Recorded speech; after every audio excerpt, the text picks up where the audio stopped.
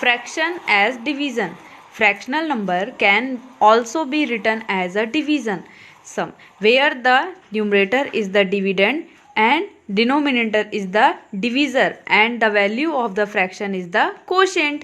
Okay, fraction number को भी हम डिवीजन में लिख सकते हैं एक तरीके से, जैसे हमने अभी यहाँ पे लिखा था कि एक सेम नंबर अगर होगा न्यूमरेटर और डिनोमिनेटर का, जैसे आपने थर्ड क्लास में पढ़ा था कि न्यूमरेटर और डिनोमिनेटर का अगर सेम नंबर होता है तो उनकी जो वैल्यू होती है वो 1 हो जाती है। अगर सेम नंबर होता है तो वो उसके टेबल से कट हो जाता है, राइट। जैसे 2/2 लिखा रहता है तो वो 2 1 जा 2 होके कट जाता है, तो उसका जो आंसर आता है इक्वल टू में 1 ही आएगा, राइट। तो वो एक तरीके से क्या हुआ, वो डिवीजन ही हुआ।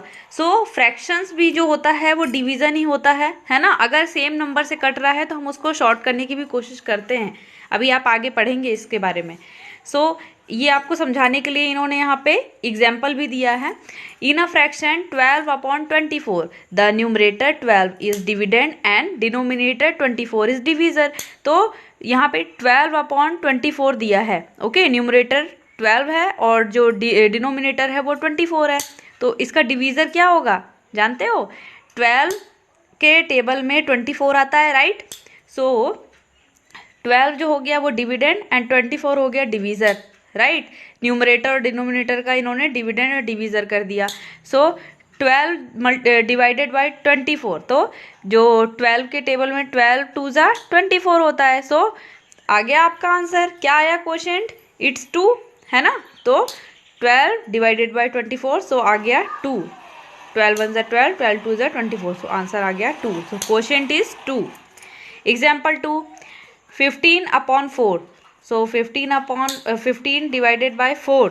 तो अगर इसका अगर डिवाइड करते हैं तो एकदम करेक्ट तो पूरी तरीके से नहीं कटेगा, मगर पॉइंट में ज़रूर आ जाएगा आंसर, राइट। एग्जाम्पल 3 भी दिया है, 58 divided by 5, it means 58 divided by 5। तो इस तरीके से आप लिख सकते हैं, समझ रहे हैं। कंपैरिजन ऑफ फ्रैक्शंस, तो यहाँ पे comparing like fractions, comparison of like fraction is very easy.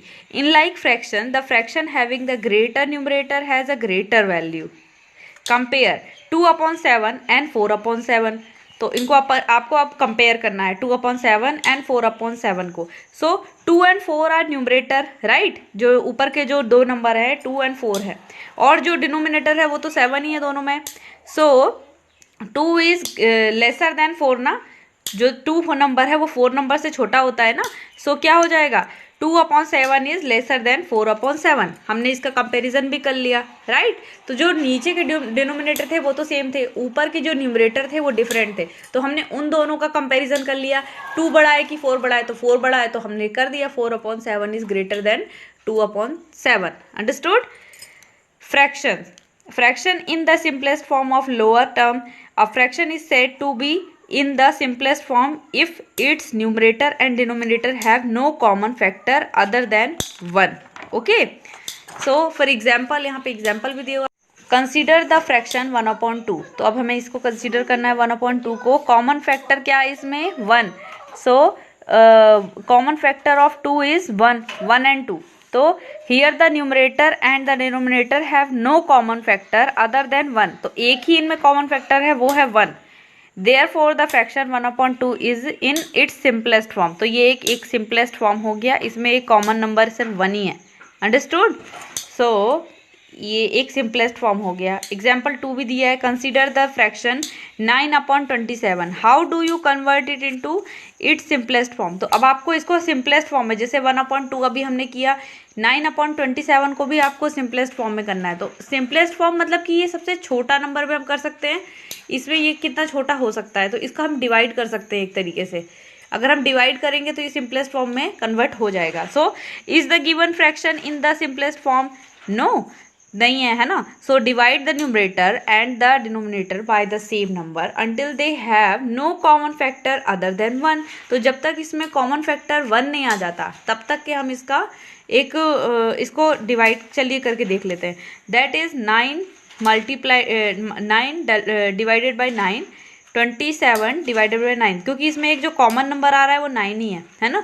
9 के टेबल में 9 आता है और 27 में भी 9 आता है। सो 9 divided by 9 and 27 divided by 9। So 9 one ज़ा 9, 1 आ गया ऊपर, और डिनोमिनेटर में 9 3 ज़ा 27, तो 3 आ गया। तो अब इसमें एक कॉमन नंबर 1 आ गया, तो अब ये एक सिंपलेस्ट फॉर्म में है। 1/3 is the simplest form, right. So now 1 and 3 have no common factor other than 1। तो अब इसमें 1 के अलावा कोई कॉमन फैक्टर नहीं है। Hence the fraction 1/3 is in its simplest form. इस तरीके से ये एक सिंपलेस्ट फॉर्म में आ गया। इसमें कॉमन फैक्टर अब 1/3 है ना। अब ये किसी टेबल से कट नहीं सकता। और पहले क्या था, 9/27 था, तो वो 9 के टेबल में भी आ रहा था, 27 के टेबल में भी आ रहा था, तो वो कट सकता था।